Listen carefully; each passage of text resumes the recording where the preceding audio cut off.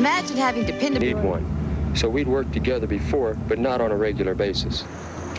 We were one of 2 roving units moving through the area. 2 other units had taken up roadside positions, looking like motorists in trouble.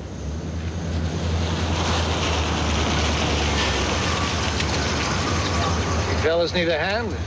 Only if it's got a cup of hot coffee in it. Whose bright idea was it for me to be the guy freezing his butt off by the roadside? Privilege of rank, kid. You said you wanted the hot seat. Guess I was wrong about that part, too. Well, you picked yourself the cutest partner.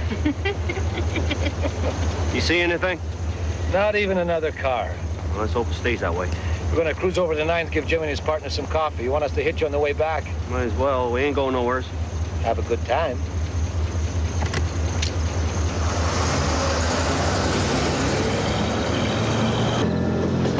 Ease out slow. Let's go around and have a look at him.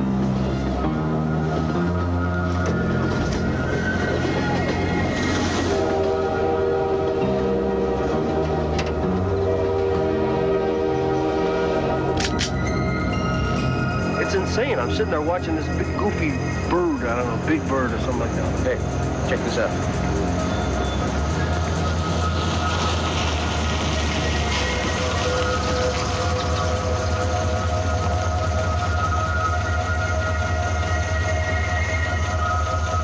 Everything all right? We're just letting her cool down. Fan belt slips a bit. Top Cops is brought to you in part.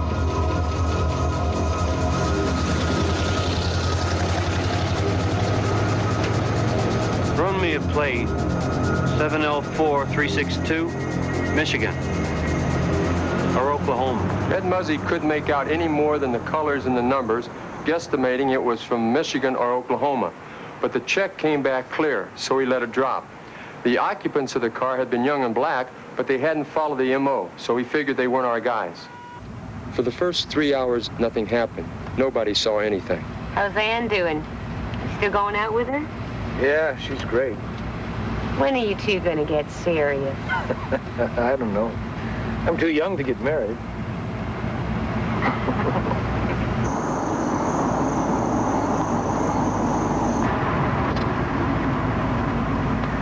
There's that Buick Ed called in. That was 45 minutes ago. Think he's lost?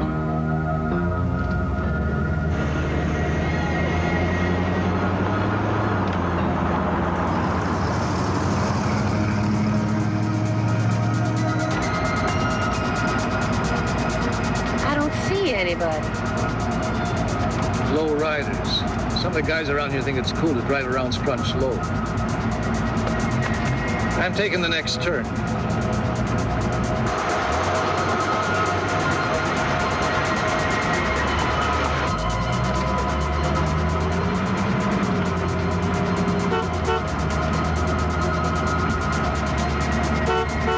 Okay, something's going on.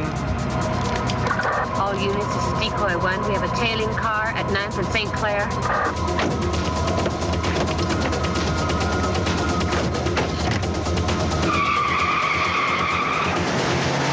I knew this could be the bandit car, but I had to wait for him to make his move. This is the scariest moment of a decoy operation, knowing they're coming for you and also knowing they get the first punch. Get ready, here he comes.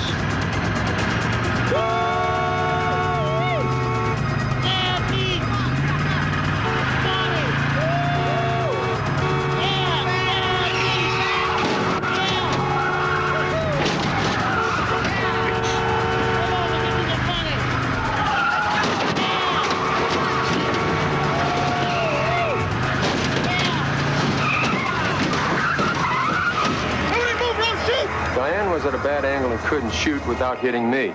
There was no doubt the guy in the car was going to shoot us. And I just thought, well, if the other two get out and see we're cops, they're going to shoot us anyway. That all took just a split second. We'd given them the first punch. I didn't see any reason to give them the second.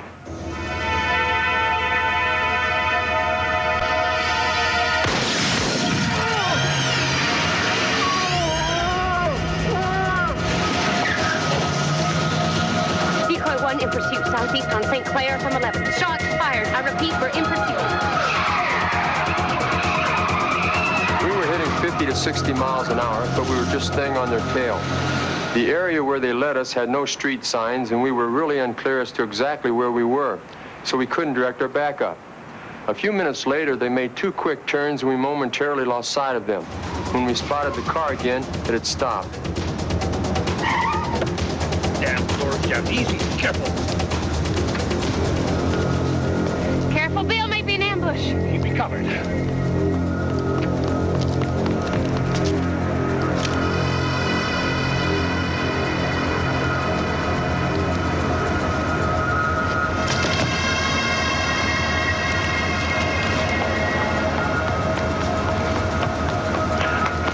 Nobody home. Looks like I hit one. Looks like you got him good. Let's get a canine out here. We'll never find these guys in the dark. Mike Donovan, our canine officer, was there within minutes. The other decoy units arrived, and we started a search. Get some back here. We got brush marks back there, too. Let's go. What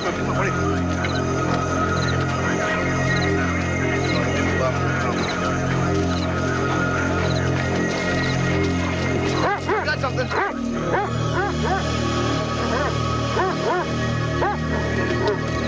All right, hit him up. Put your hands where we can see him. A bullet had hit him just above his mouth, and his 2 accomplices had helped him from the car, then taken off when they heard us coming. When we found him, he was crawling back to us for help. His name was Brian Crockett, and he was a police character, somebody we knew. We cuffed him, gave him first aid, and got an ambulance to the scene. He was interviewed the following day, and he cooperated, giving up the other 2. Over the next few days, we cleared 6 of the robberies off our books, as well as an unrelated homicide. The terror of the highway bandit attacks came to an end that night. There was an investigation into my shooting, and it was judged warranted. It was them or us. We had no choice but to react to their actions. Those actions were wrong, and now they're paying for them.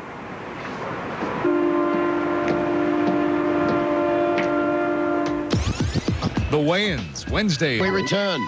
Court officer Charles Falzon fights to save a man who tried to kill him.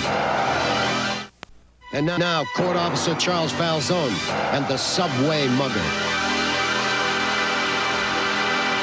After serving 7 years with the New York State Supreme Court as an officer in charge of magnetometers, a special detail where I process people passing through the metal detectors at the courthouse, I had a fairly uneventful career compared to most cops. I never had the need to even draw my gun. But on March 14th, 1992, I was thankful for all my police training. It saved my life. The day started out routinely, for me processing people, doing one of our busy courtrooms. Take it easy, folks. You'll all get in. Come on. Excuse me, sir. You want to empty your pockets?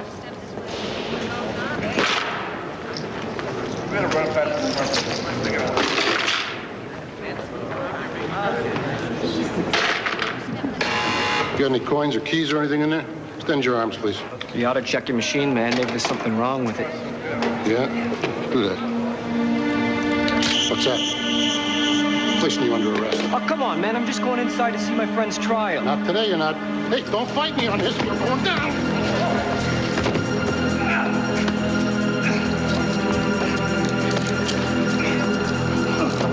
Incidents like that happen every once in a while. And although they can get violent, none came close to the situation I would find myself in that night after work. Hey, Puglisi, what's happening? You got a hot date tonight? Maybe. Who wants to know? We're just going for a bite to eat. You can join us if you're not doing nothing. Where you going? The usual.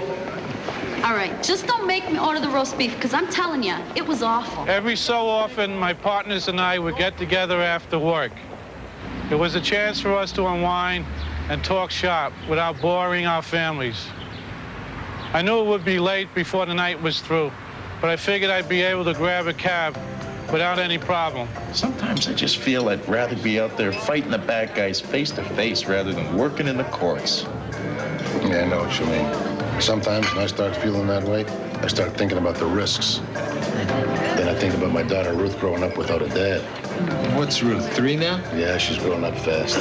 Gail having any trouble keeping up with her? Yeah, no, she's great. As a matter of fact, I promised her I wouldn't be home late tonight. Come on, it's It's only 11. What do you say we all go somewhere for dessert in the nightcap? Sure, why not? Sure, come on, Charlie. Half an hour more ain't gonna kill it. Come on, Charlie. Come on, Charlie. Wait a check, please.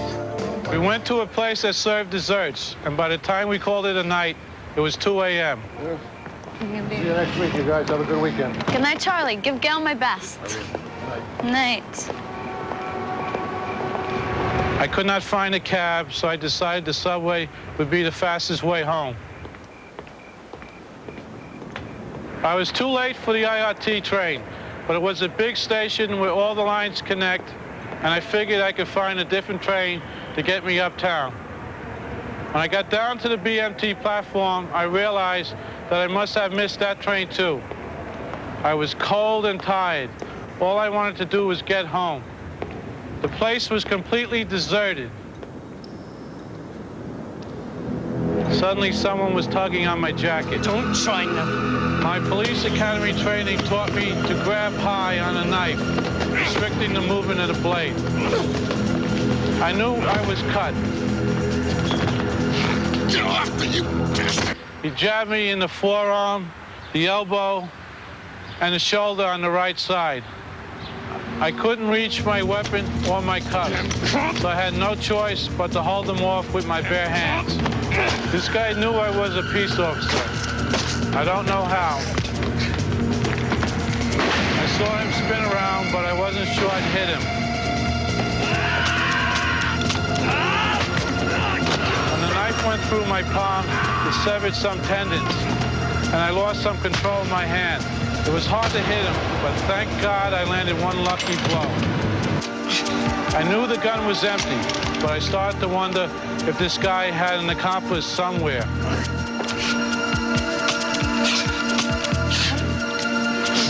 Put my weapon down. Back away.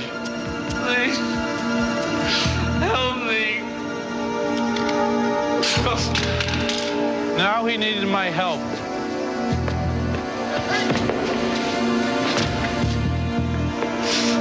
I'm an officer, he's my prisoner, and I knew I could not leave him there. Don't leave me. What's your name? George. Okay, George. Take it easy. I'll help you. I also thought about the possibility of a train coming, and I started to pray that it wouldn't.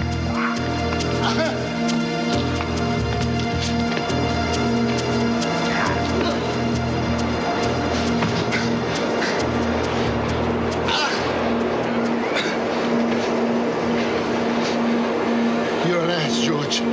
Why did you do this? If you wanted my money, why didn't you ask her to give it to you? To this day, I don't know what he wanted. It all seems so senseless.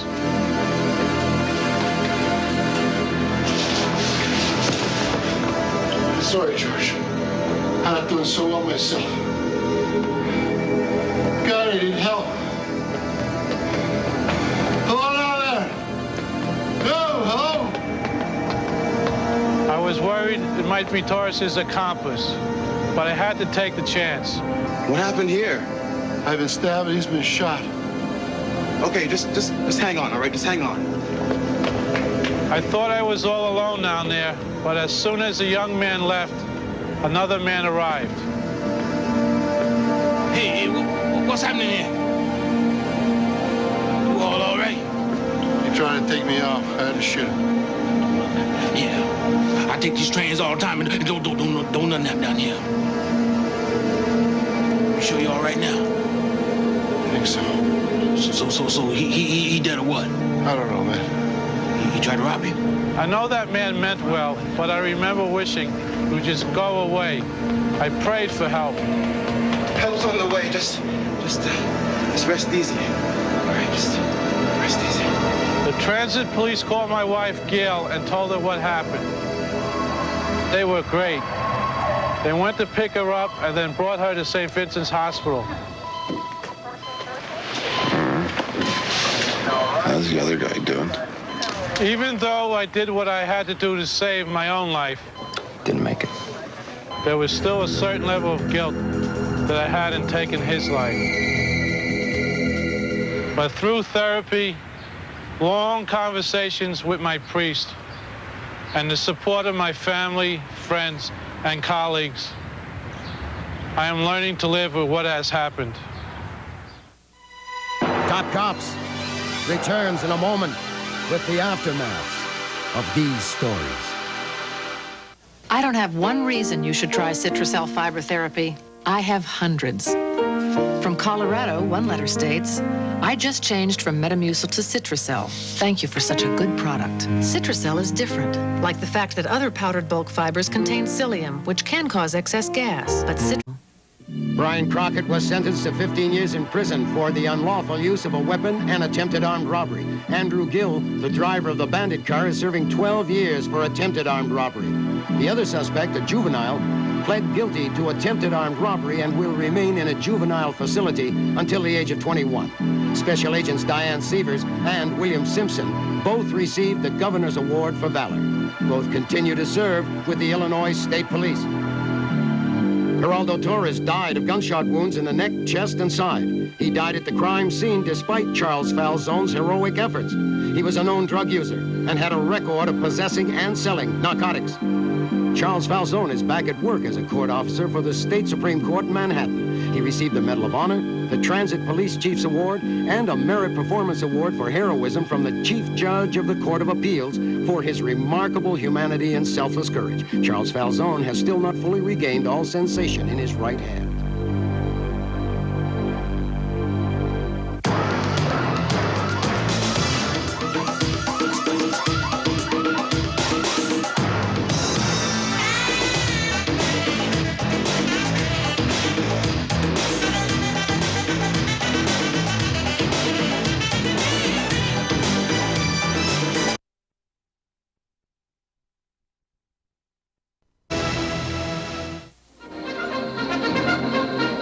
I'm Celeste. I'm a sales assistant. It can take you 5 swipes to get a door down. Taylor does it in 2. All right, don't